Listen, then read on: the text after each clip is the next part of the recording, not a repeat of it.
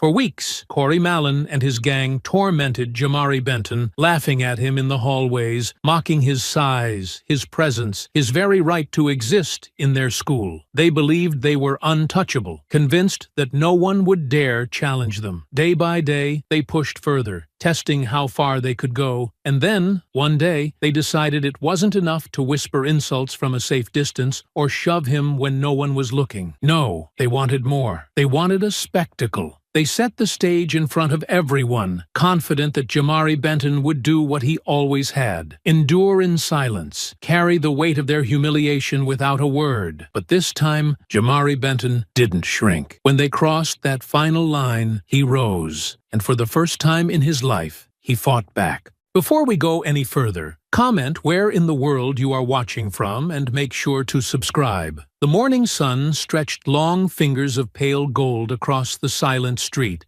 as Jamari Benton stood at the edge of his new beginning, his breath curling in the crisp autumn air like wisps of invisible worry that refused to drift away. Behind him, the yellow bus pulled off with a mechanical groan, leaving him alone before the broad, red brick facade of Meadowbrook Middle School, an institution that, despite its cheerful banners and pristine glass windows, radiated a cold unfamiliarity that prickled beneath his skin. He tightened his grip on the worn strap of his backpack, the leather rough beneath his fingers, a small comfort in an otherwise uncertain landscape. The voices of students swirled around him, bright laughter here, hushed whispers there, all threading through the morning chill like strands in a tangled web he could already feel ensnaring him. He walked forward, each step deliberate, not slow but not hurried either, as if he could will the weight in his chest to lift with sheer composure alone. His mother's words echoed softly in his mind, firm and loving as always. Keep your head high, baby. No matter what they say about you, you show them what your worth looks like. He had promised her he would. As he crossed the threshold into the building, the warmth of the hallways wrapped around him, but it was a hollow warmth, like the sterile air of a place where kindness had no roots. Students clustered by lockers, some barely sparing him a glance, others letting their gazes linger just a fraction too long, curiosity laced with quiet judgment. Jamari was no stranger to stares. He had known them all his life. In grocery aisles, at playgrounds, across classroom desks. But here, there was something more pointed beneath the surface. A sharpening of eyes that made the hair on his arms rise, despite the heated corridors. His size always drew attention, though it was never his choice to carry this heavy frame. He had grown into it young, thick-set and powerful beneath layers of softness that belied the strength coiled within. But it was not just his body they saw, it was his skin, rich and deep, that marked him as an outsider long before he ever opened his mouth. In Meadowbrook, a place where uniformity passed as comfort, Jamari was a ripple in still waters. As he moved toward the administrative office to collect his schedule, he caught the murmurings at the edge of his hearing. "New kid," someone said, followed by a snicker buried beneath false innocence. "Look at him," another voice added, hushed, but not enough to escape notice. "Big as a linebacker." A soft chorus of laughter followed, not cruel yet, but sharpened with the promise of escalation. Treatise. Jonathan Reeves, standing just beyond the door of his history classroom, watched Jamari with eyes that missed little and understood much. Years of experience had taught Reeves to see beneath the surface, to recognize the quiet tension that stiffened the boy's shoulders, the practiced neutrality of his face. He saw the brewing storm, though Jamari himself did not yet show it openly. Reeves had witnessed this before. A young man walking into a place that would challenge not just his mind, but his very right to belong. For now, Reeves said nothing. He simply noted the interaction, cataloging the faces of the boys whose smiles were too wide, whose laughter came too quick, too rehearsed. Corey Mallon, with his perfect blonde hair and easy swagger, stood among them like a conductor orchestrating the first notes of a sinister melody. Beside him, Brett Snyder and Kyle Hopkins lingered, followers rather than leaders, their loyalty built on cowardice and conformity. Jamari reached the front desk, his voice steady as he spoke to the secretary, who handed him his schedule with a polite smile that did not quite reach her eyes. He thanked her softly, his manners intact despite the subtle chill that crept along his spine. Turning, he met Mr. Reeves's gaze for the briefest of moments. Not a stare, not a challenge, but a quiet acknowledgement that did not need words to be understood. As Jamari walked to his first class,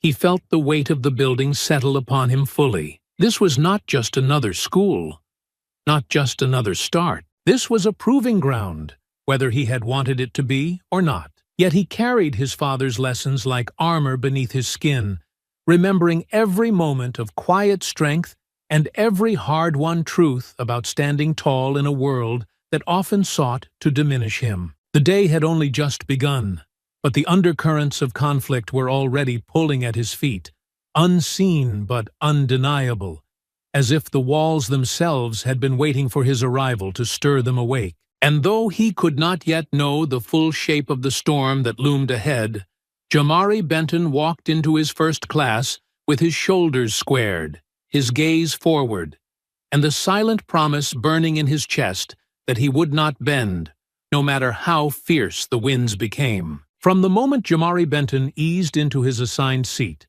the chair creaking beneath his weight in a way that seemed louder than anything else in the room, he felt the subtle yet undeniable shift in the atmosphere, as though the very walls of the classroom were drawing invisible lines around him, neatly fencing him off from the rest. The scrape of chairs, the shuffle of papers, all ordinary sounds of the morning, yet threaded through them was a low current of snickers and whispers that clung to the air like dust that refused to settle. Corey Mallon sat sprawled across his seat in the back of the room, one arm slung over the chair beside him. The picture of lazy arrogance, his eyes fixed on Jamari, with a glint of amusement that needed no explanation. Beside him, Brett Snyder and Kyle Hopkins leaned in like conspirators, their grins wide, hungry for sport, their eyes flicking from Corey to Jamari, with anticipation that made Jamari's stomach tighten beneath his broad chest. "Man, look at him," Corey murmured, just loud enough for his voice to carry, though not so loud that a teacher could claim to have overheard. "Chair's about to give out." The laugh that followed from Brett was sharp and eager, the kind of laugh that sought approval more than it found humor. "Hope they reinforced it," Brett chimed in, not bothering to lower his voice. "Could be a code red if he leans back." "Code red?"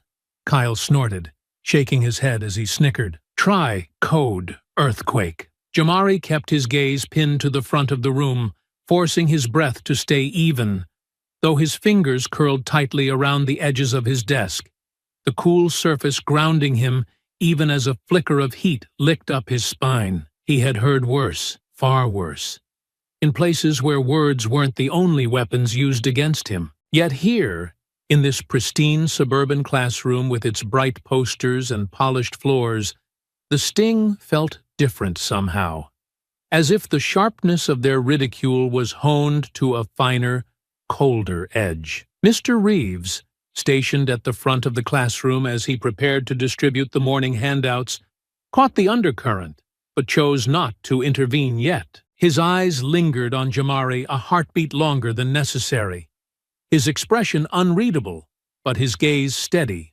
thoughtful, as though he was weighing the moment, taking its measure. As the morning wore on, the teasing did not let up.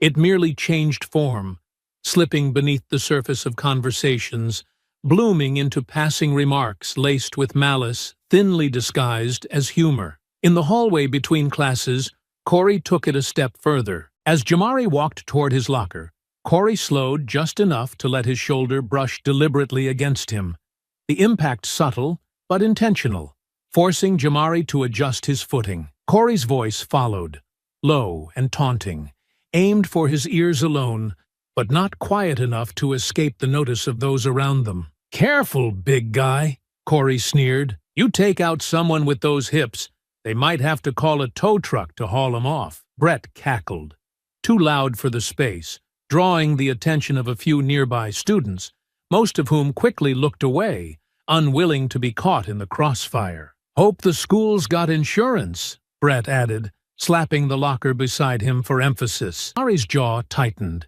his breath steady but laced with growing heat, as though the storm inside him had shifted slightly, the first rumble of thunder curling in his chest.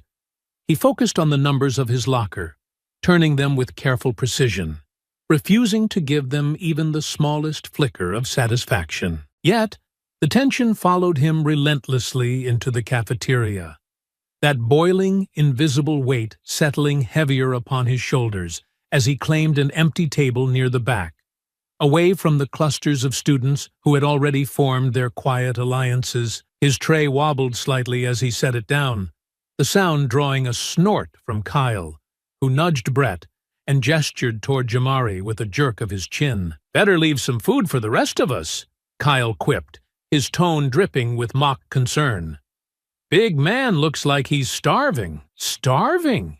Corey echoed, carrying his tray past Jamari's table with exaggerated care, like he was navigating a minefield. "He's about 2 seconds from eating the plate, plastic and all." Their laughter rippled outward, small but sharp, a needle prick beneath Jamari's skin. He met Corey's gaze then, not with anger, not yet, but with a level steadiness that, for just a fleeting moment, seemed to disrupt the flow of Corey's bravado. Corey's smirk faltered, if only slightly, before he recovered, waving off the moment with a derisive chuckle. "You better pace yourself, Benton," Corey added, his voice smooth as oil but just as slick with malice. "Lunch only comes once a day." From across the room, Mr. Reeves observed with growing tension tightening in his chest, his eyes narrowing as he took in the full tableau of humiliation unfolding before him. He saw it not as a singular moment, but as part of a pattern weaving itself around Jamari, a net of small cruelties designed to strangle his spirit before he ever had the chance to breathe freely in this place. Still, he waited. Intervention, too soon, would only scatter the shadows into deeper corners, harder to reach and harder still to expose. No, he would watch, and when the time was right, when the truth of these boys' actions stood undeniable, he would move, not with hesitation, but with certainty. As Jamari picked at his food, the storm within him churned slower, heavier, the weight of every sneer, every taunt, every echoing laugh piling higher until it pressed against the dam of his patience. He could feel it, not as fear, but as a rising certainty, a tightening coil that whispered in his bones that the time of quiet endurance was drawing toward its end. For now, he swallowed the storm. But storms, Jamari knew, could not be held back forever. The days that followed settled into a rhythm as predictable as it was suffocating. A cycle of sneers and snickers, of quiet insults dressed as jokes that trailed Jamari through the corridors like a shadow stitched to his heels. No matter where he walked, whether it was the locker-lined hallways that stretched too long beneath the fluorescent glare, or the cafeteria thick with the mingled smells of reheated lunches, he could feel their eyes on him, sharp as daggers, cold as winter rain. Corey had made it his personal crusade, it seemed, to ensure that Jamari never found a moment's peace, never passed a day without the weight of mockery pressing heavy upon his shoulders. He wielded his words like weapons, honed to cut deep without ever drawing visible blood, always dancing just beneath the threshold of what would force a teacher's hand. "Hey, wide load," Corey called one morning in the hallway, the words curling from his tongue like smoke from a slow-burning fire. His voice was slick with casual malice, a practiced ease that told Jamari this wasn't new for him. This was sport, a daily hunt. "Leave any breakfast for the rest of us, or did you eat the whole pantry again?" Brett's laughter followed, shrill and eager, clapping Corey on the back as if he'd delivered a masterstroke. "Don't worry, Corey," Brett said between snickers. "The school's got a backup cafeteria just for him." Jamari felt his fists curl at his sides, the nails pressing crescent moons into his palms. But he forced his breathing to remain steady, pushed the heat back down into the quiet furnace deep in his chest. His father's voice, steady and unyielding, whispered through the storm rising behind his ribs. "They only win if you let them see they've hurt you. Strength is in knowing when to wait. Patience, Jamari, patience, until the moment is yours." But patience, Jamari was beginning to realize, was not an endless reservoir. It had a bottom, and each insult, each sneer, was another stone dropped into its depths, drawing him closer to the breaking point. In class, the taunting was quieter, but no less sharp. Corey would pass folded notes, each one scrawled with crude cartoons exaggerating Jamari's size, grotesque figures drawn with cruel precision, often accompanied by captions like "Donut King" or "Next earthquake expected at 2 p.m. Blame Jamari." The papers would conveniently fall onto the floor near Jamari's desk, their intended target obvious, even if the teacher pretended not to see. Mr. Reeves, however, saw more than he let on.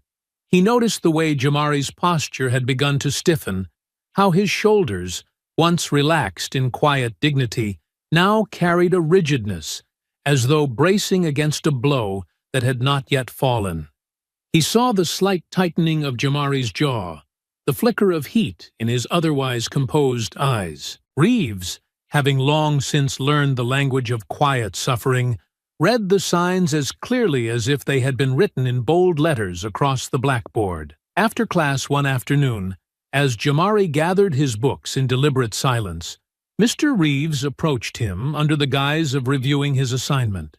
His voice was even, his words measured, but beneath them lay an undercurrent of concern too deep to hide completely. "You're handling a heavy load, Jamari," Mr. Reeves said quietly, his gaze steady and unwavering. "Don't carry it alone longer than you have to." Jamari's eyes met his, dark pools shadowed by the weight of too many unshed storms. He wanted to answer, wanted to say something that would give voice to the boiling tide beneath his calm surface, but the words caught in his throat, too tangled to untangle. So, he simply nodded, a slow dip of his head that carried more weight than 1,000 speeches. Mr. Reeves did not press further.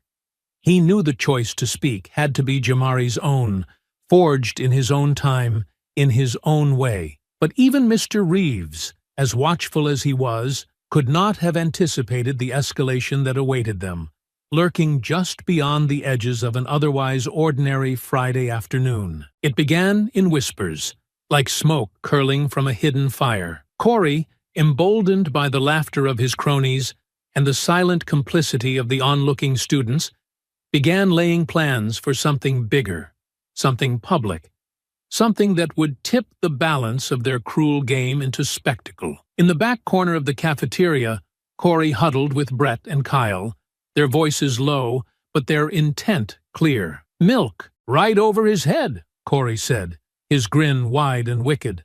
"Let's see if he cries dairy tears," Kyle snorted, eyes gleaming with malicious glee. "Hope they've got enough to soak him. Might need 2 cartons, maybe 3. Brett, eager as always to impress, chimed in.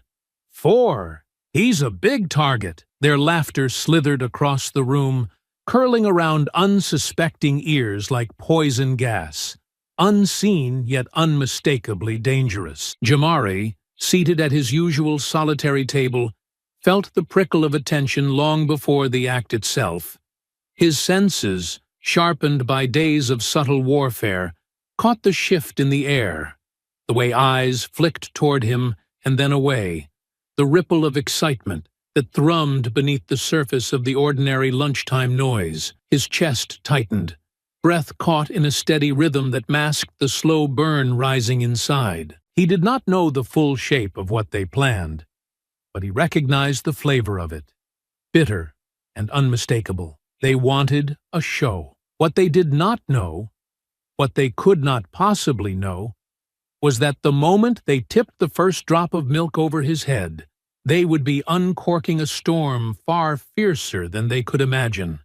And storms, Jamari knew better than anyone, never ended the way they began. The day dawned with an eerie clarity, the kind of sharp-edged morning where the sun seemed just a little too bright, casting shadows that stretched long and thin across the school grounds, as if the very air sensed the weight of what was about to unfold. Jamari Benton felt it in the marrow of his bones before the first bell even rang, a heaviness not of dread, but of inevitability, as though every step he took toward the building carried him closer to an unseen precipice that had been carved out by weeks of quiet torment. Inside the hallways, there was a restless energy, a murmuring undercurrent slipping through conversations like a hidden undertow pulling at unwary feet. Jamari caught the sidelong glances, felt the fluttering hush that spread like ripples in water each time he passed by.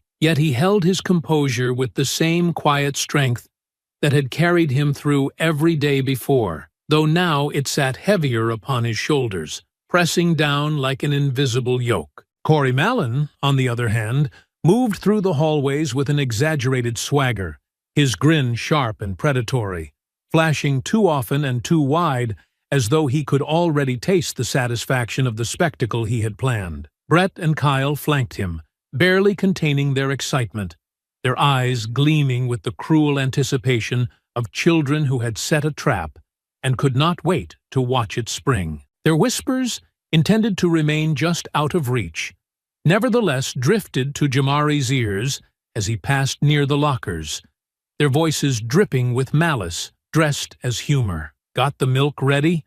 Corey murmured, low enough to feign discretion, but loud enough to sting. Brett snickered, hoisting his backpack with a clink that betrayed the weight of the concealed carton. "Whole gallon, nice and cold," he replied, his eyes flicking toward Jamari with the smug satisfaction of someone who believed he already owned the outcome of the day. "Good," Corey said, his gaze lingering on Jamari's back, as though savoring the sight of his prey unaware. Though in truth, Jamari felt every glance like a prickle beneath his skin, every word like a thorn burrowing into the edges of his patience. As the lunch hour approached, the tension twisted tighter, a coil wound to the point of snapping. Jamari entered the cafeteria with steady steps, his expression carved from stone, but inside, the storm churned with growing ferocity. He could sense the shift in the room, the way conversations dimmed and eyes began to follow him, the flicker of expectation dancing across faces that had once feigned disinterest. He moved to his usual spot near the back of the cafeteria, setting his tray down with measured care, every movement controlled, deliberate, as though by sheer force of will he could anchor himself against the tide swelling around him. Yet even as he sat, the hairs along the back of his neck stood on end,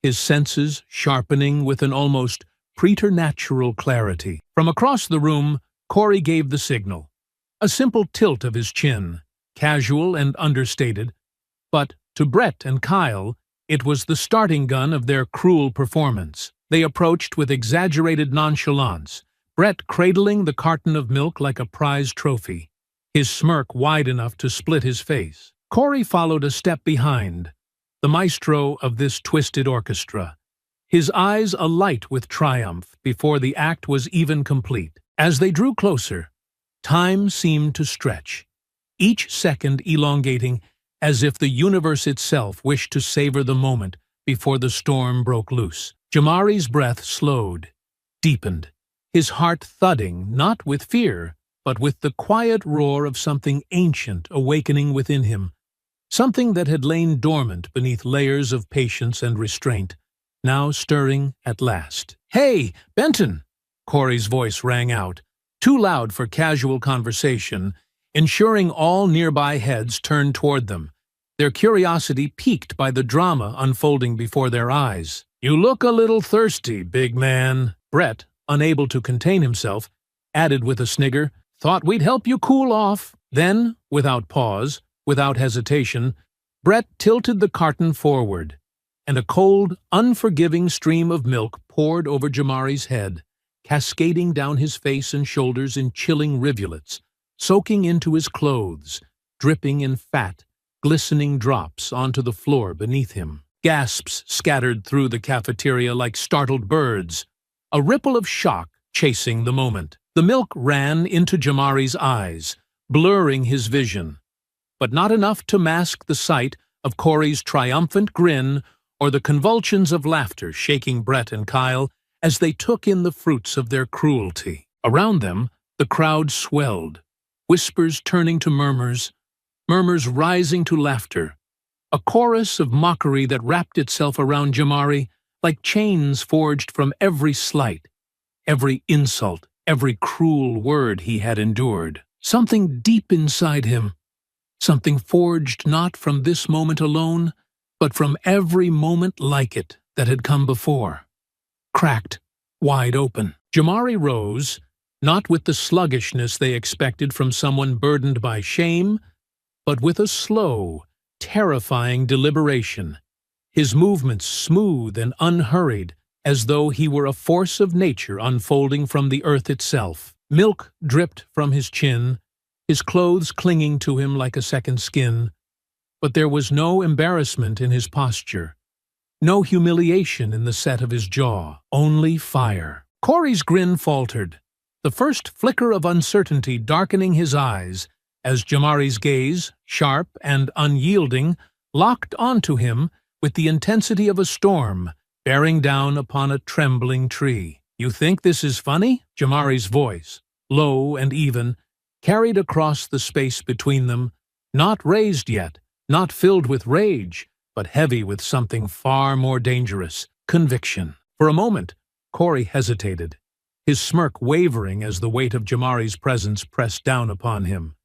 But bravado, once set in motion, is a hard thing to abandon. "Yeah," Corey sneered, forcing a laugh that came out too brittle. "What are you going to do about it, Tubby?" What Jamari did next unfolded not in an explosion of wild fury, but in a precise, devastating burst of power, controlled and focused, as though every insult had been a hammer blow, forging him into the weapon he had now become. And in that moment, the balance of power, so long tilted against him, began to shift with the unstoppable force of an avalanche set free. For a breathless instant, it was as if the entire cafeteria had been swallowed by silence, a heavy, suffocating stillness that draped itself over every student, every teacher lingering by the doors, even over Corey and his gang, whose bravado had frozen mid-laugh, suspended in the dawning realization that something irreversible had been set into motion. Milk continued to drip from Jamari's soaked shirt in steady rivulets, splattering the linoleum floor with pale drops that marked the moment time itself seemed to hold its breath. Jamari did not move in haste, nor did he allow the storm within him to erupt in reckless fury. Instead, he rose from his seat with a quiet, terrifying calm, his broad frame unfolding slowly, deliberately, as though he had all the time in the world. His eyes, dark and burning with a fire stoked not only by today's humiliation, but by every whispered insult, every mocking glance, every sharp word that had tried to carve away his dignity, locked onto Corey with a weight that crushed the smirk from the boy's face before a single word was spoken. Corey's false bravado cracked at the edges, the corners of his mouth twitching as he attempted to summon the swagger that had always carried him through moments like this, yet it slipped from his grasp like sand through trembling fingers. "Relax, man," Corey said, his voice tight with a forced lightness that could not mask the uncertainty bleeding into his eyes. It was just a joke. But there was no humor left in the air, no echo of laughter in the crowd that had once fed off Corey's cruelty. They watched now with wide, unblinking eyes, as if witnessing something raw and primal unfold before them. something they could neither stop nor look away from. Jamari's gaze flicked briefly to Brett, then to Kyle, both of whom were retreating a cautious step behind Corey, their previous bravado shriveling beneath the weight of what they had unleashed. Without a word, Jamari stepped forward, and the simple motion was enough to send a tremor through the small circle that had formed around them. "You thought this would make you bigger?" Jamari's voice rolled out, deep and steady, each word carrying the weight of an avalanche that had finally begun its descent. "You thought making me the target would hide what you really are?" Corey swallowed hard, and though he tried to speak, no words came. Jamari's hand moved fast, not wild, not uncontrolled, but swift with precision, honed by instinct, and a life that had demanded he learn to defend himself long before any teacher had offered him sanctuary.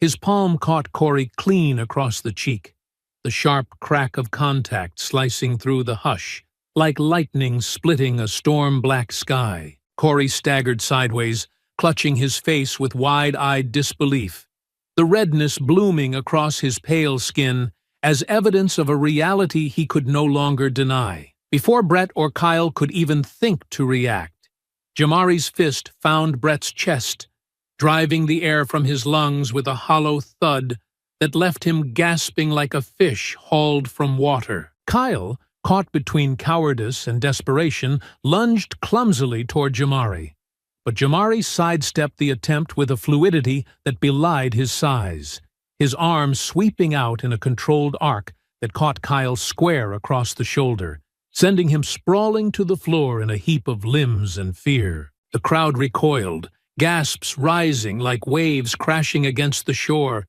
yet beneath the shock lay a deeper current, a stirring recognition that what they were witnessing was not mere retaliation, but a reclamation of power that had been too long denied. Teachers surged forward at last, their shouts piercing the rising noise of the cafeteria, but they were too late to prevent what had already been set in unstoppable motion. Mr. Reeves, moving faster than any of his colleagues, pushed through the wall of students just in time to see Corey scramble to his feet, fury and humiliation twisting his features as he lunged recklessly toward Jamari, fists clenched, his earlier arrogance burned away by desperation. Jamari caught Corey mid-charge, his arms locking around him, not with the intent to crush, but to contain, to control, as though he understood that this fight, though ignited by his own fury,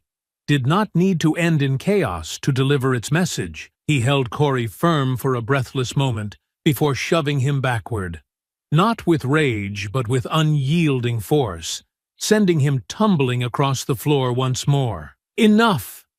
Mr. Reeves's voice thundered across the cafeteria, silencing the remaining whispers and freezing the unfolding spectacle in place. His eyes, fierce and unblinking, swept across the scene, taking in the fallen boys, the scattered cartons of milk, the pool of liquid spreading beneath Jamari's feet like the remnants of a storm finally spent. Jamari, chest heaving but gaze still clear, turned toward Mr. Reeves with a steadiness that spoke volumes more than any words could have conveyed in that moment. He did not offer excuses, nor did he hang his head in shame, because there was none to be found. His actions had not been born of recklessness, but of necessity, of a line crossed too many times until it could no longer hold. Corey, groaning from the floor, glared up at Jamari, with eyes blazing not with victory, but with fear, poorly disguised as fury. His lip trembled as he spat out bitter words, though they landed hollow in the aftermath of his defeat. "You're dead, Benton," Corey hissed, but even he could hear the weakness in his threat, could feel the shifting tides beneath his words, as the eyes of their classmates no longer saw a king among them, but a pretender unmasked. Mr. Reeves stepped fully between them now, placing a firm hand on Jamari's shoulder, not in reprimand, but in a silent gesture of restraint, of protection, of solidarity. His gaze swept over the gathered students, and though his face was carved from stone, there was a flicker of something deeper in his eyes. Not anger, but understanding. Not condemnation, but resolve. "Everyone back to class," he commanded, his voice brooking no argument. "Now!" Reluctantly, the crowd began to disperse, their whispers trailing behind them like smoke from a dying fire. But the memory of what they had witnessed would linger far longer than the echoes of their retreat. Jamari allowed himself to be led from the cafeteria, his head held high, his chest still rising and falling with the force of the storm that had not left him. Not yet. He knew this was far from over, knew the consequences were waiting just beyond the horizon of this moment, but for the first time since stepping into Meadowbrook's halls, he felt something solid beneath his feet. Not fear, not shame, but power. The echoes of the fight had barely faded from the walls of the cafeteria when the storm found its second wind, this time not in the raw clang of fists or the crash of bodies colliding with the floor, but in the cold, polished confines of the administrative office, where voices sharpened to blades and battle lines were drawn not with knuckles, but with words dripping venom. Even before Jamari had fully settled into the hard-backed chair placed outside Principal Ellison's door, the air thrummed with tension so thick it seemed to choke the very oxygen from the space around him. Behind the closed door, voices clashed like unseen thunder, Corey's parents having arrived with a speed and fury that left no doubt they had been waiting, poised like vultures for the first hint of trouble that could serve their narrative. "Mr. Mallon's voice rose first, sharp and grating, full of indignant outrage that left no room for subtlety. "This is outrageous, Deborah," he snapped, dispensing with any pretense of formality as he addressed the principal by her first name, as though familiarity alone could sway the outcome in his favor. "My son was attacked, assaulted, in front of dozens of witnesses. Are you telling me you're hesitating to punish this boy? Are you serious?" Mrs. Mallon's voice followed, shrill and scalding, her words tumbling over her husband's in their haste to find the mark. "We should be talking expulsion. No, we should be talking police involvement. That brute could have killed our Corey." Through the thin office walls, Jamari heard every syllable, each one a lash across his back. Not for their sting, but for the bitter familiarity they carried. He had known, deep in his bones, that this moment would come, had seen it unfold behind his closed eyes in the seconds after he had delivered the first blow. Yet knowing did not lessen the weight of it, as it settled heavily over his chest. Mr. Reeves sat beside him, not in the seat across the hallway where nervous teachers sometimes waited, but directly at Jamari's side, his posture upright, his expression carved from iron. He said nothing, but the weight of his presence alone anchored Jamari against the swell of doubt that threatened to rise within him. Inside the office, Principal Ellison's voice finally emerged, tight with the strain of balancing a dozen conflicting pressures. "I understand your concern, Mr. and Mrs. Mallon," she began, her tone measured, but beneath it, Jamari detected the tremble of a woman walking a tightrope strung high over a pit of sharpened stakes. "But there are circumstances we must consider. Reports from other students indicate there may have been circumstances." Mr. Mallon cut in sharply, his incredulity laced with fury. "He's twice my boy's size. Corey is practically a child compared to him. What circumstances could possibly justify that kind of brutality?" For a moment, silence pressed against the walls like a rising tide, and then Mr. Reeves rose smoothly from his seat, his gaze firm as stone as he turned toward the closed door. "They never see their own cruelty until it's reflected back at them," he said quietly, more to Jamari than to anyone else, though the words seemed to hang in the space between them like an unspoken vow. Jamari's eyes met his, steady despite the fire still simmering in his chest, and he gave a slight nod, not of defeat but of acknowledgement, an understanding that the battle had shifted terrain, but was far from finished. Moments later, the office door swung open with an abruptness that startled the waiting secretary, who quickly busied herself with a stack of papers as though the fluttering pages might shield her from the confrontation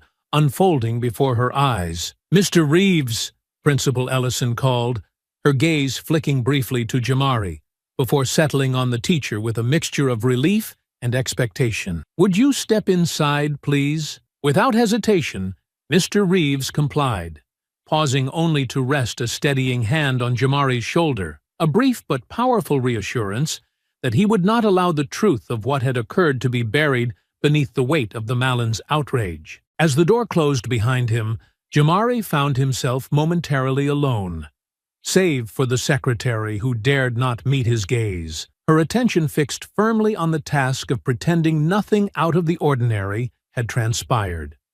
But Jamari's mind remained fixed on the voices that filtered through the office walls, catching fragments of the debate as it ebbed and flowed. "He's a known troublemaker," Mrs. Mallon insisted, her voice sharp as broken glass. "I've heard the stories from other parents.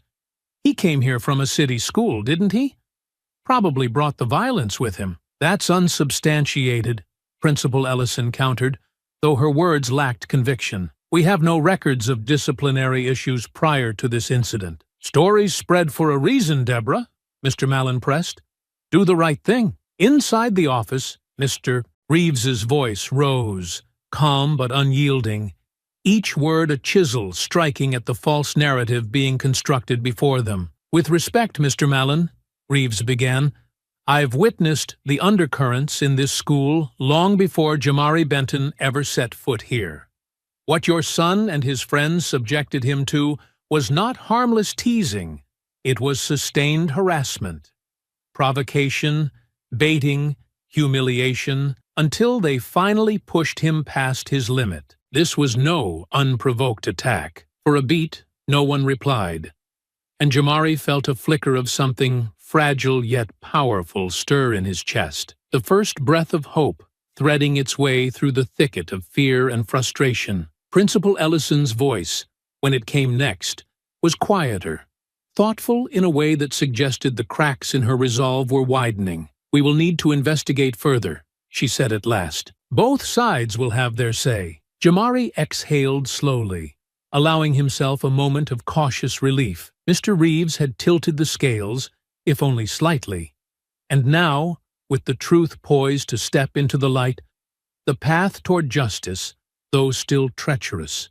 had begun to clear. And Jamari, battered but unbroken, would walk that path to its very end. By the following morning, the corridors of Meadowbrook felt tighter somehow, as though the very walls had crept closer overnight, narrowing the spaces through which students moved, funneling them into uneasy currents of tension and speculation. The usual morning chatter, which once rang with carefree noise, had been replaced by low, restless murmurs that buzzed just beneath the surface, impossible to ignore, yet reluctant to rise fully into the open. Every conversation seemed to orbit around the same gravitational pull, dragging students inevitably back to the fight in the cafeteria, to the towering figure of Jamari Benton, and to the uncertain question of what would come next. Jamari felt the weight of those unspoken questions pressing against him from every angle, yet he bore it with a quiet strength that seemed to settle even more firmly across his broad shoulders as the day unfolded. He moved through the hallways with his usual calm, his footsteps measured, his head unbowed despite the flood of glances that trailed him like invisible threads pulled taut by curiosity and fear in equal measure. Some of those glances, he noticed, carried a different shade now, a flicker of something that wasn't quite fear, not quite judgment, but a hesitant, growing awareness. Students who had once joined in the snickers, or at least turned their backs to the daily mockery, now found their gazes lingering a fraction longer, their expressions tight with something closer to uncertainty, perhaps even the first stirrings of doubt in the story they had so easily accepted before. Mr. Reeves observed this subtle shift from a careful distance, choosing for the moment to watch rather than speak. He had already planted his flag firmly in the ground the day before, had made clear his position in front of both the Mallons and Principal Ellison. Now, he understood, the battle would not be won by forceful declarations alone, but by quietly strengthening the foundation beneath Jamari's feet, fortifying him against the growing storm. It came as no surprise when, barely an hour into the day, Mrs. Mallon arrived at the school, sweeping through the front office with the rigid posture of someone who had already decided she would accept nothing less than complete victory. Her heels clicked sharply against the tile, a rhythmic staccato that announced her presence long before she spoke. She carried herself with the precision of a practiced adversary, her eyes hard, her mouth set into a line so thin it might have been carved from stone. "I want to see Principal Ellison," she demanded of the secretary, her tone brooking no argument.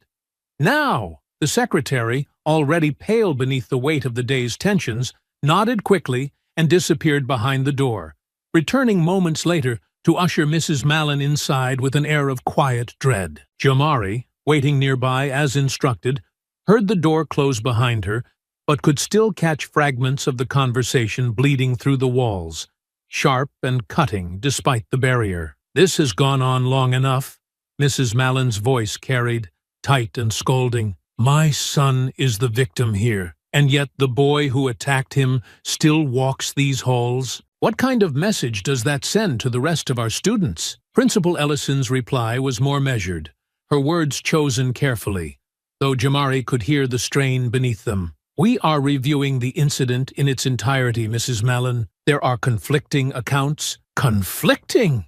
Mrs. Mallon's voice sharpened, slicing clean through the air. "The only thing conflicting is your sense of priorities, Deborah. My son has been humiliated.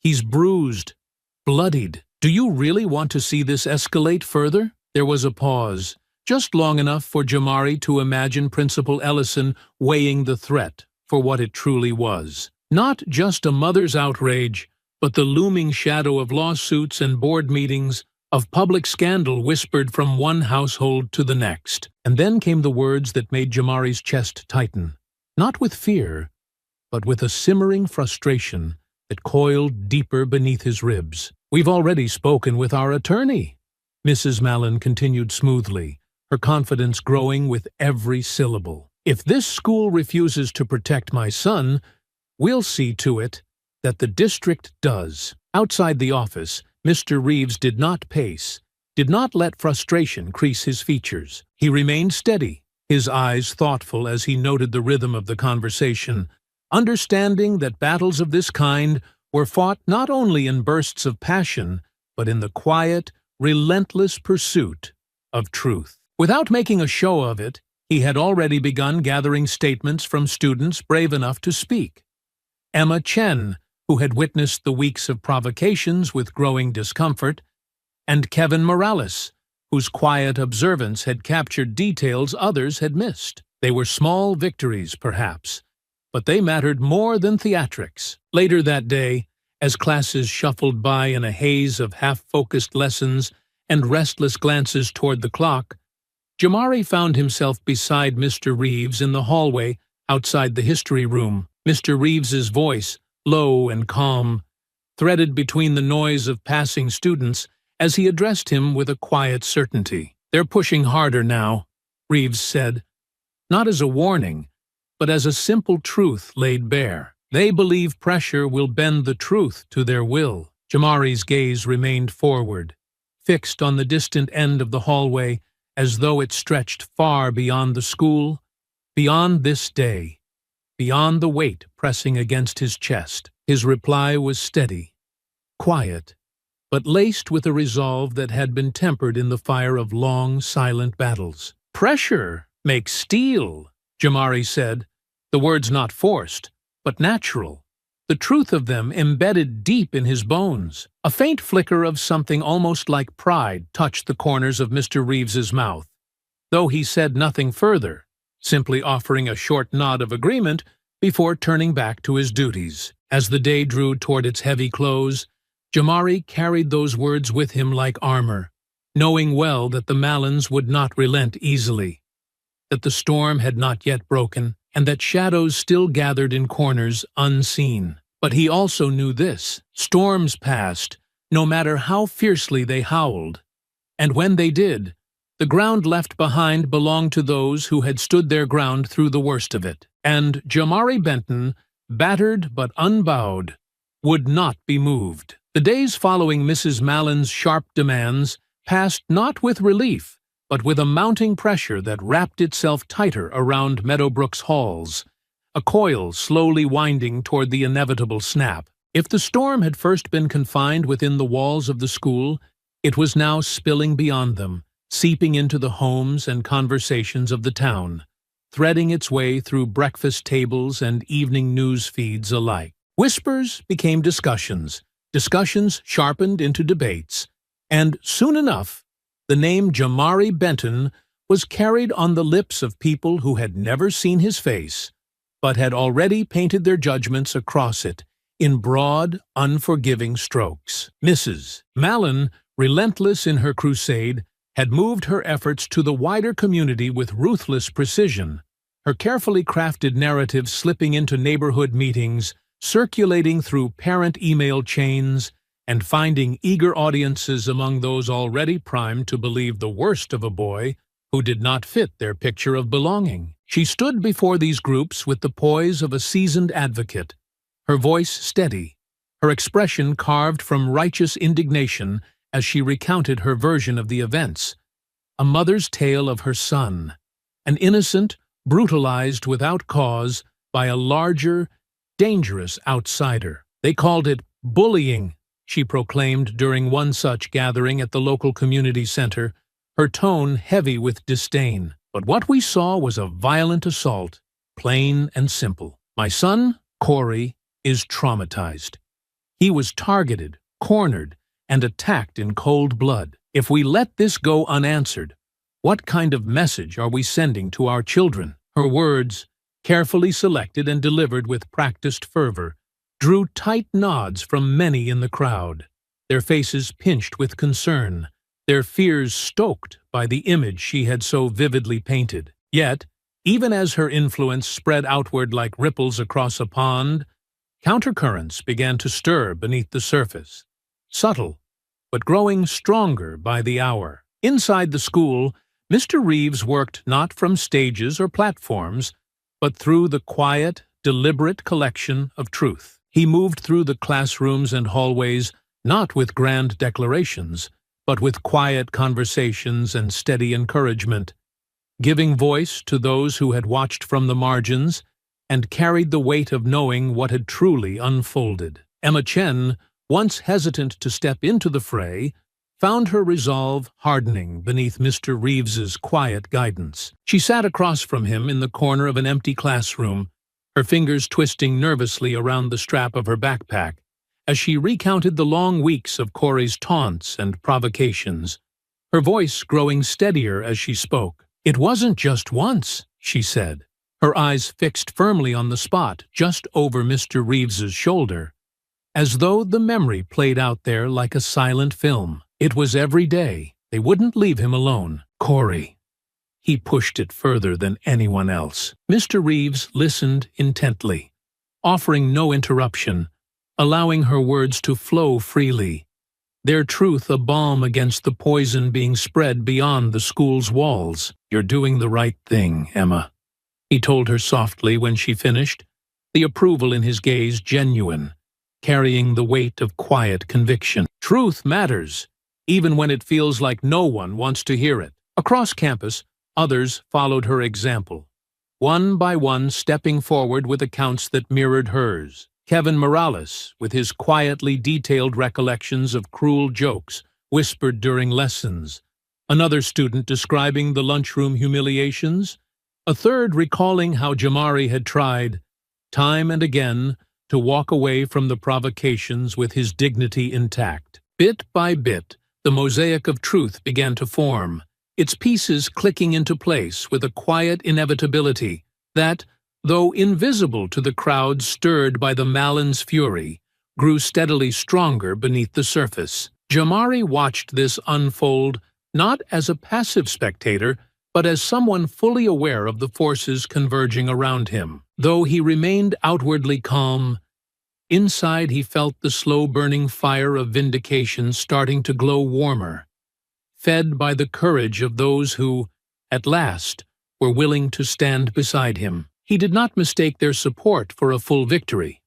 Not yet, but he recognized its worth, carrying it with him like a shield against the whispers that still clawed at the edges of his days. In the teacher's lounge, Mr. Reeves laid the growing collection of witness statements before Principal Ellison, each page a testament to the reality that had for too long gone unseen or unspoken. Ellison read them with furrowed brow, her finger tracing the lines as though seeking something beneath the words that might steady her wavering conviction. "This changes things," she said at length, her voice low, almost as though she feared the words themselves might trigger a collapse of the fragile equilibrium she had tried so hard to maintain. "It confirms them," Mr. Reeves corrected gently, his tone patient but firm. "What we've seen, what Jamari has endured, what others have now gathered the courage to confirm, it's all here." Ellison closed the folder with deliberate care,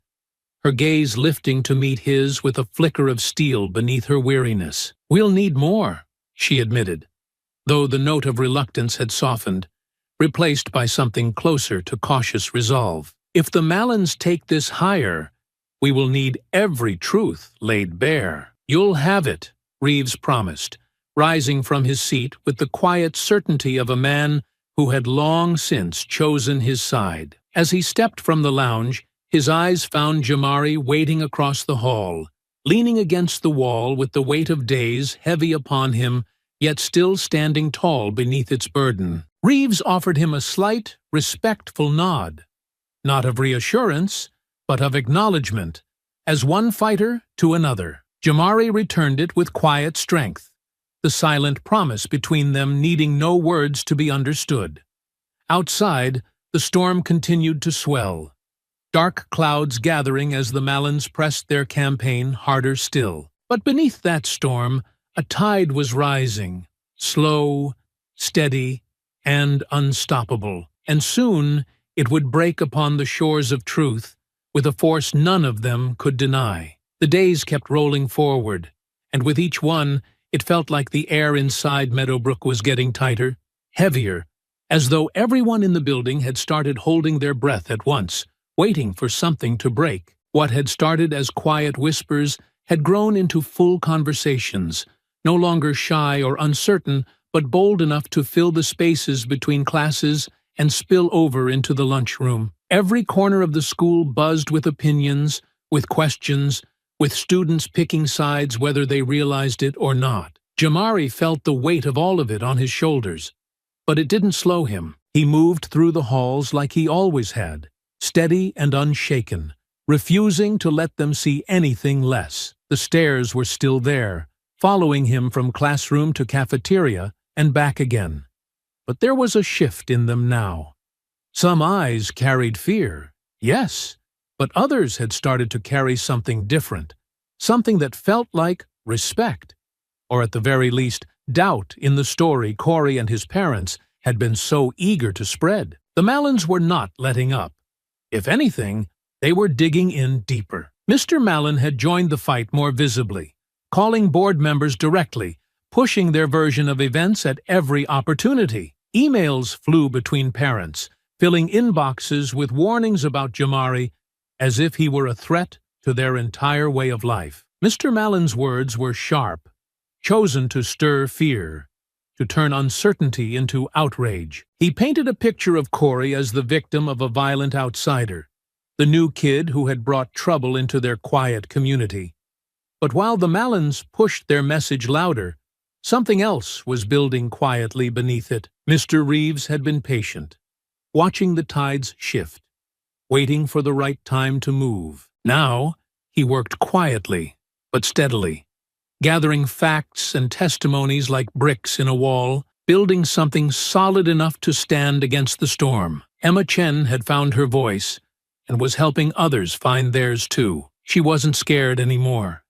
She had seen enough, heard enough, and she was done staying silent. Along with her, Kevin Morales stepped up, his sharp memory helping to fill in the gaps. He remembered details others had missed, times and places, specific words Corey and his friends had used when they thought no one important was listening. They sat with Mr. Reeves in the library, giving their accounts not with fear, but with steady honesty. Knowing now that their words mattered, they weren't trying to be heroes. They just wanted the truth to come out. It wasn't a one-time thing, Emma said, her voice firm but clear. Corey didn't just slip up. He made it his mission to go after Jamari.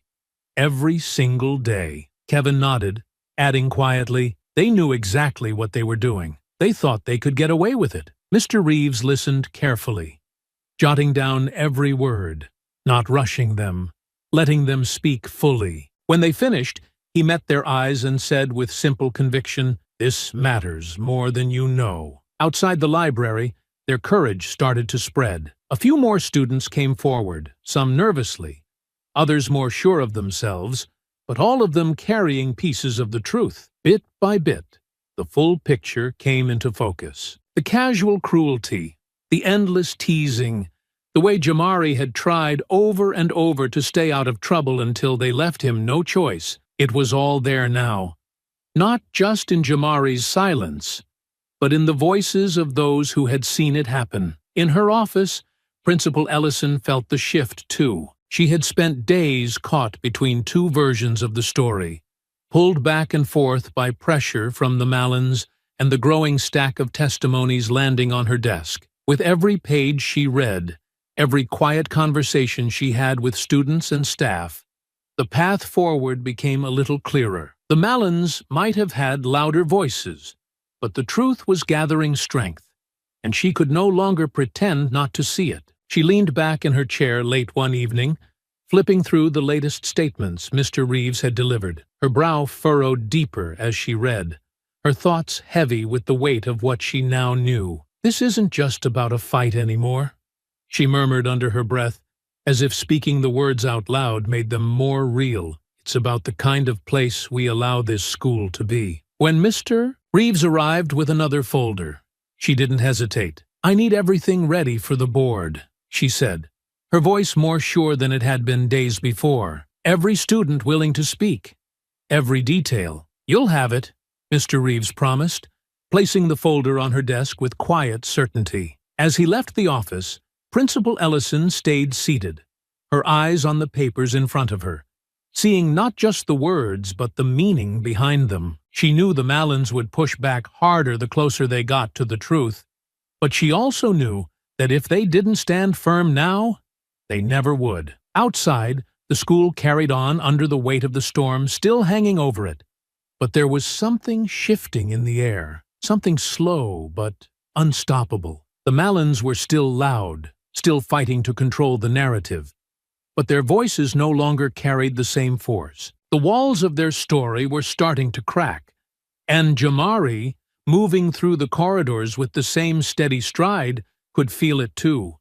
He felt it in the way classmates no longer looked away as quickly, in the way silence was starting to give way to quiet support. He had learned long ago not to count on others to stand beside him, but as he walked those halls now, he carried with him the growing sense that he was no longer standing alone. The day the school board officially stepped into the unfolding storm, the air inside Meadowbrook Middle School felt different from the moment students walked through its front doors.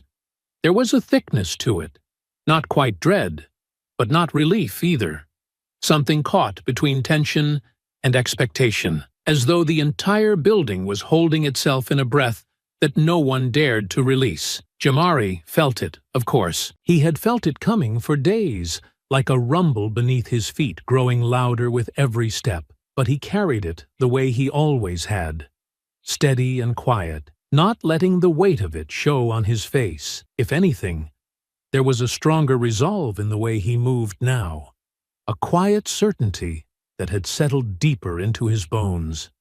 He knew this wasn't over, not yet, but he could feel the momentum turning in ways he hadn't dared to believe at the start. Outside the front office, the chairs were filled with faces more familiar from town meetings and community events than school assemblies. Board members, dressed in stiff suits and carrying folders thick with documents, gathered like a jury summoned to pass judgment not just on a fight between students, but on the culture of the school itself. Their expressions were carefully neutral, but Jamari could see the small tells beneath the surface, the furrowed brows, the tight lines around their mouths, the way their eyes lingered on the growing stack of statements Mr. Reeves had placed into their hands. Principal Ellison stood by, holding her own copy of the collected testimonies, her face set in a careful balance between authority and concern. She had reached the point where hesitation no longer served her. The facts were in front of her, and even though she knew the Mallons would push back with everything they had, she also knew the truth had built too strong a foundation to be easily swept away. In the library, which had been transformed into a makeshift hearing room, Jamari sat near the back, not hidden, but not placed at the center of the storm either.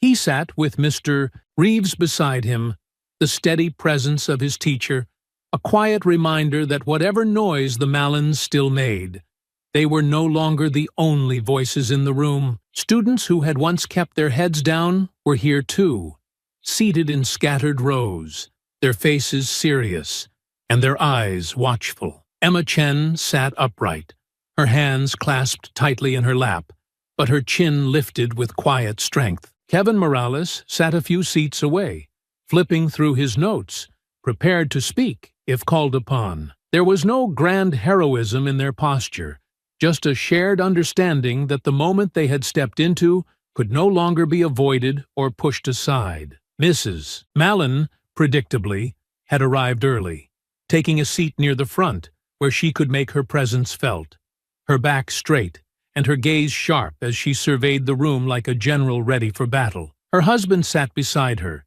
his jaw tight, his fingers drumming impatient rhythms against the edge of the table. When the board members called the meeting to order, she leaned in as if she intended to seize control of the conversation from the very first word. "We have serious concerns about the safety of our children," she began, her voice clear and practiced, smooth as polished stone. "Concerns that have yet to be properly addressed by the administration." But this time, her words did not settle over the room with the same authority they once had. The board members listened, yes, but they also flipped through the folders in front of them, their eyes scanning pages filled with testimony after testimony that painted a very different picture from the one Mrs. Mallon tried to present. When they turned their attention to Principal Ellison, she stood with more confidence than she had shown in previous days, her voice steady as she spoke. "Members of the board," she said, her hands resting lightly on the table,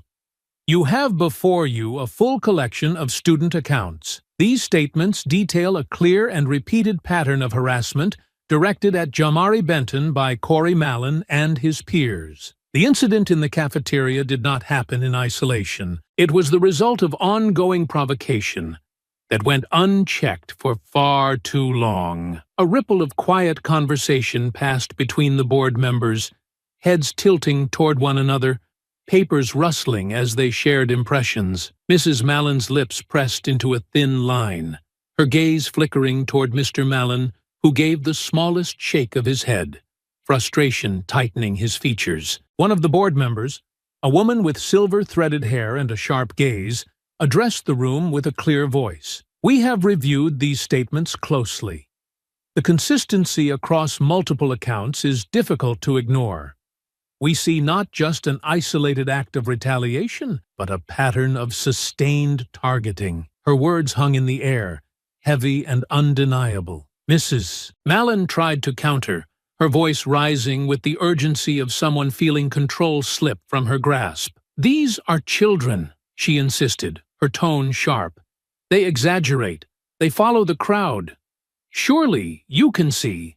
But the board member cut her off, politely but firmly. "Children, yes, but children who saw, heard, and experienced the truth of this situation firsthand." As the board continued their review, calling forward students who had offered to speak, Emma Chen rose from her seat, without hesitation, when her name was called. She walked to the front of the room with quiet composure, her shoulders squared, her voice steady as she recounted what she had witnessed over the weeks leading up to the cafeteria incident. "They didn't stop," Emma said simply. "Every day they pushed him. They thought they were untouchable." Her words carried a weight that settled over the room, silencing further argument. She wasn't dramatic, and she didn't need to be. The truth spoke loud enough. By the time Kevin Morales finished his testimony, detailing Corey's cruel jokes and the way he'd orchestrated the milk incident with pride, the balance in the room had unmistakably shifted. Where once the Mallons had commanded attention with sheer force of will, now they sat beneath the growing shadow of undeniable evidence. Jamari said nothing throughout the proceedings, nor did he need to. His silence was not the silence of guilt or fear, but the kind that follows when a person knows the truth is finally rising to the surface, slow but sure, like the tide reclaiming the shore. And as the board members prepared to deliberate, gathering their notes and closing their folders, it was clear to everyone in that room.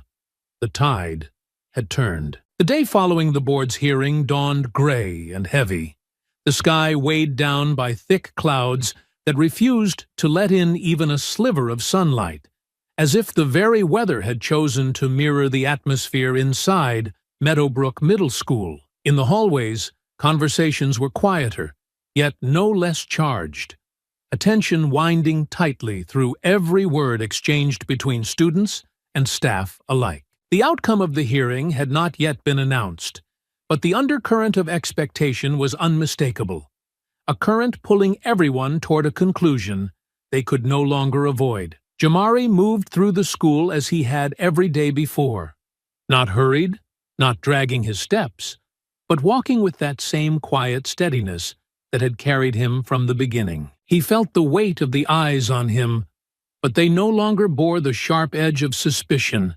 If anything, they watched with a certain restrained anticipation, as if many of his classmates, regardless of what they had thought at first, now understood that they were standing at the brink of something much larger than one fight in a cafeteria. Near the front office, Principal Ellison stood at the window, her gaze unfocused as she looked out over the courtyard.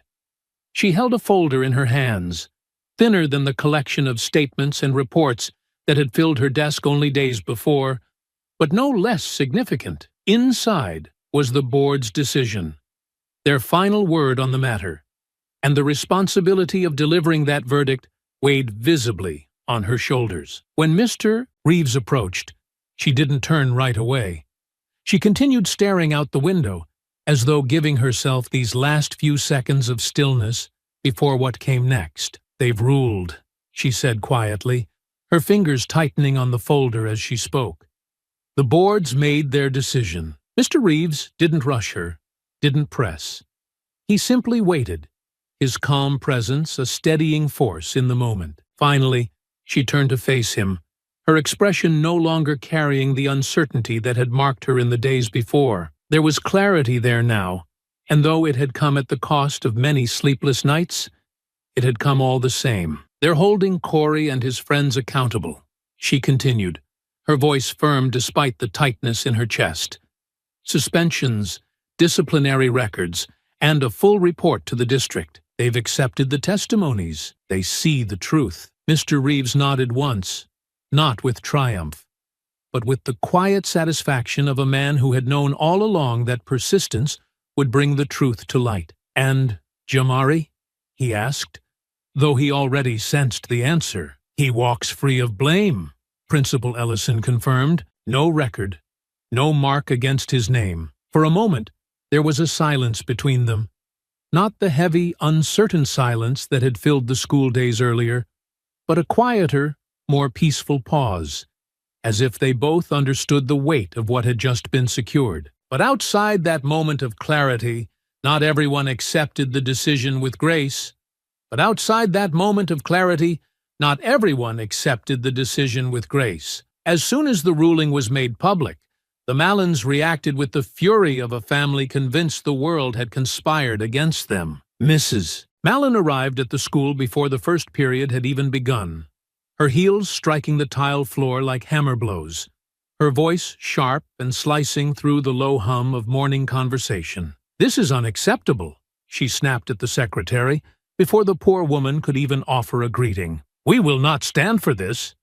Do you understand me? We will not stand for it." Without waiting for permission, she pushed through the office doors into Principal Ellison's office, Mr. Mallon following close behind, his expression carved from stone, his jaw set so tightly it looked as though it might snap. "You've made a mistake," Mrs. Mallon declared the moment she crossed the threshold, her eyes blazing. "A serious mistake." Principal Ellison, seated behind her desk with the ruling open before her, did not flinch beneath the force of their anger. She met their gaze steadily, her voice even and controlled when she spoke. "The board's decision is final," she replied, sliding the folder across the desk so they could see for themselves. "The investigation was thorough.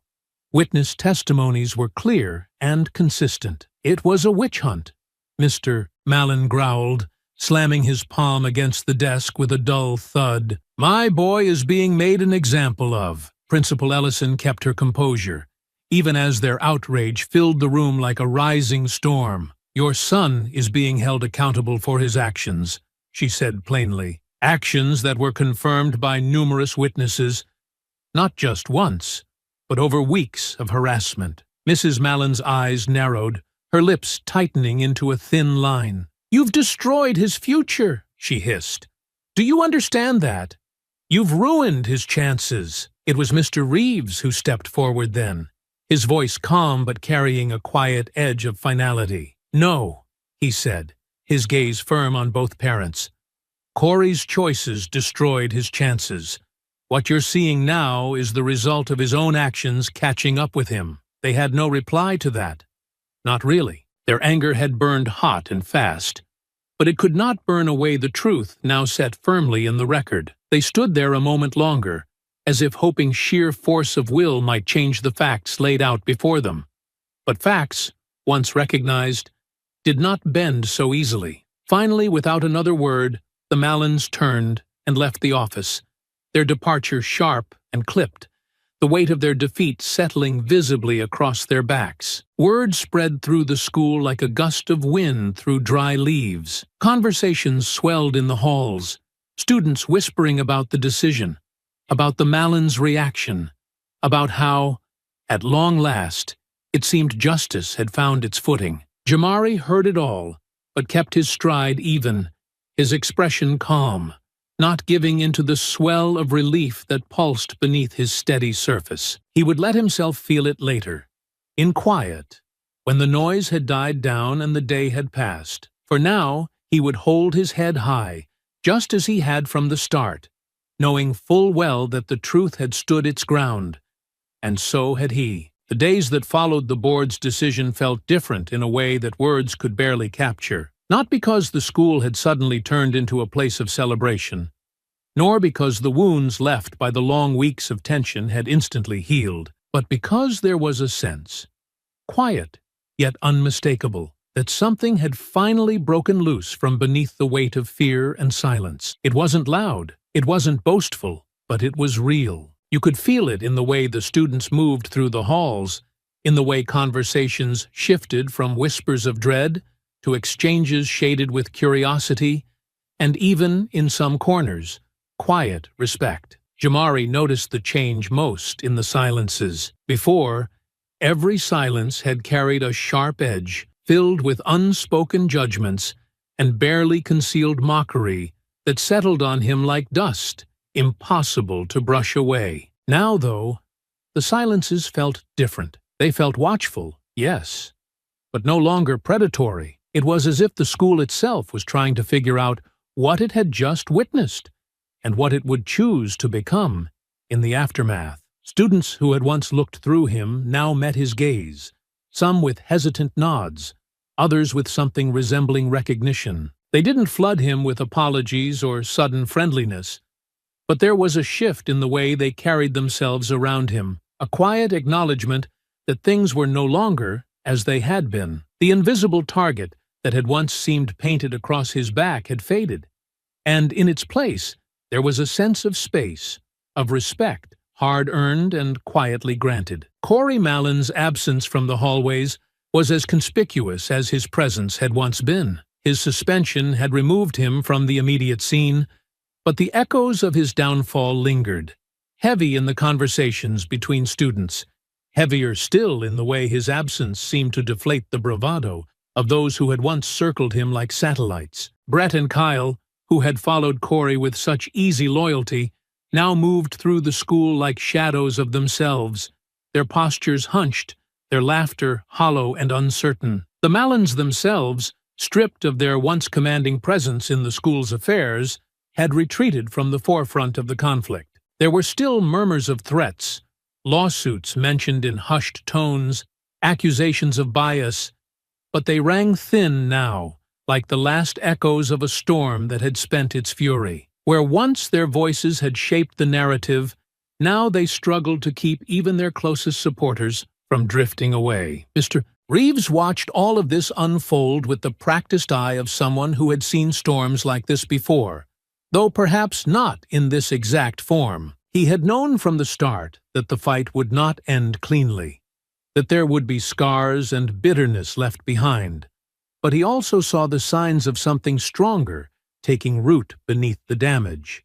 A shift, small but real, toward a culture less willing to look away when injustice unfolded in plain sight. He met with Principal Ellison one final time before the school prepared to close this chapter. Her desk, once buried under piles of conflicting statements and urgent memos, was now orderly, cleared except for a single folder resting at its center. "We've done what needed to be done," she said, her gaze steady as she closed the folder and pushed it aside. "It wasn't perfect, and it wasn't clean, but we've made our decision, and we've stood by it." Mr. Reeves gave a small nod of agreement, seeing in her expression the same hard-earned resolve that had grown in him over these weeks. "And the students saw it happen," he added quietly.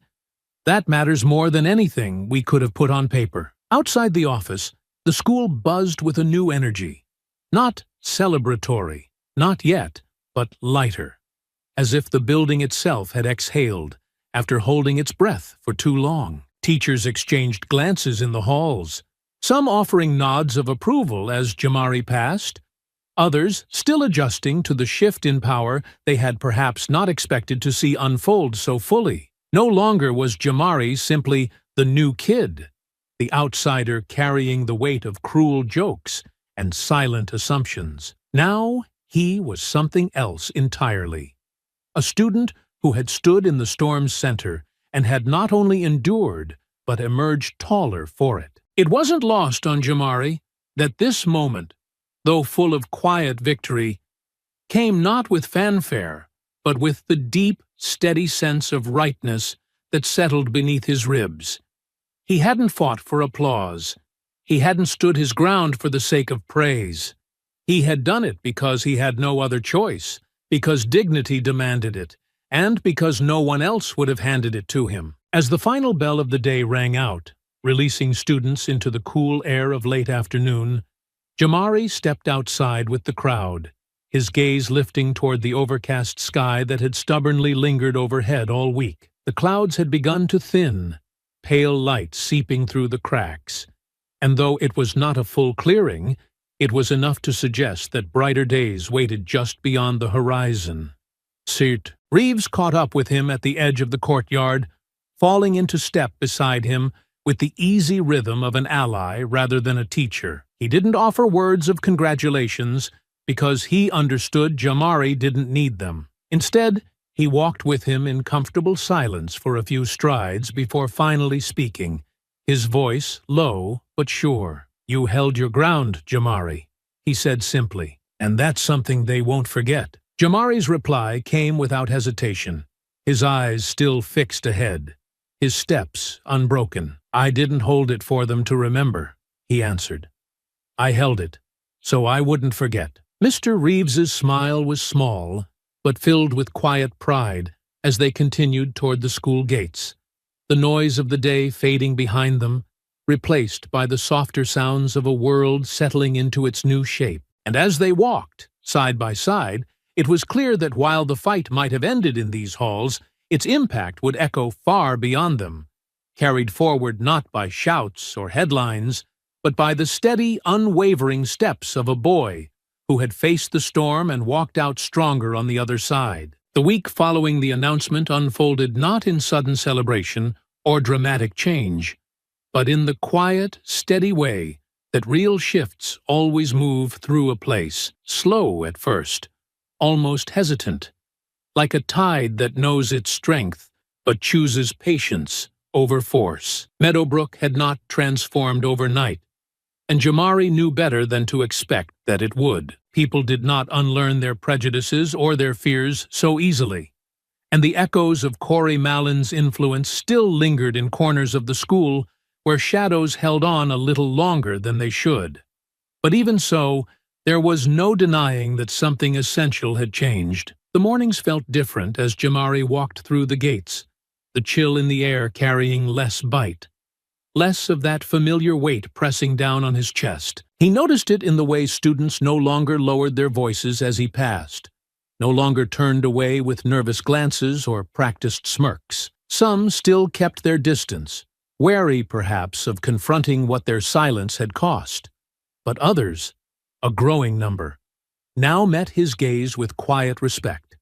Their eyes no longer filled with suspicion, but with a recognition that went deeper than words. Mr. Reeves saw it, too. He stood at his usual post by the main stairwell, arms folded loosely across his chest, as he watched the students file past. When his eyes found Jamari in the crowd, there was a calm satisfaction in his nod.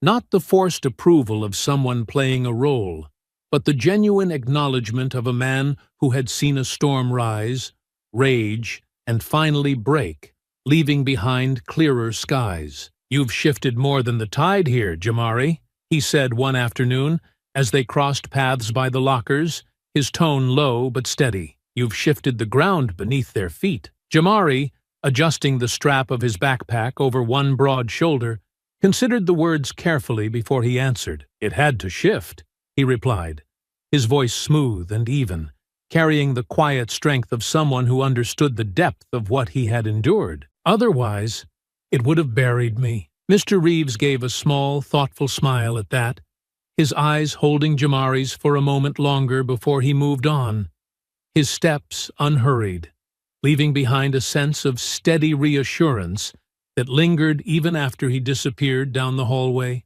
Principal Ellison, too, had changed in the wake of it all. Where once she had sat behind her desk, weighed down by indecision, now she carried herself with clearer purpose. She had not been the hero of the story, and she seemed to understand that well enough, but she had stepped forward when it counted, and she carried that knowledge with her now as she walked the corridors, her posture a little straighter, her gaze more direct. In a brief meeting with Jamari toward the end of the week, she had chosen her words carefully, not with empty platitudes, but with the honest weight of someone who had seen what silence could cost. "I can't change what happened before," she admitted, her hands folded on the desk between them. "But I can change how this school moves forward from here." Jamari met her gaze, steady and calm. "Then let that be enough," he replied, not out of bitterness, but with the understanding that true change rarely comes all at once, but rather in the small, steady steps that build toward something larger than any one moment. Outside the confines of administrative offices and quiet conversations, life at Meadowbrook continued its slow evolution. The Mallons, stripped of their influence, had retreated into the background, their loud protests growing quieter with each passing day as it became clear that no one was rushing to their defense anymore.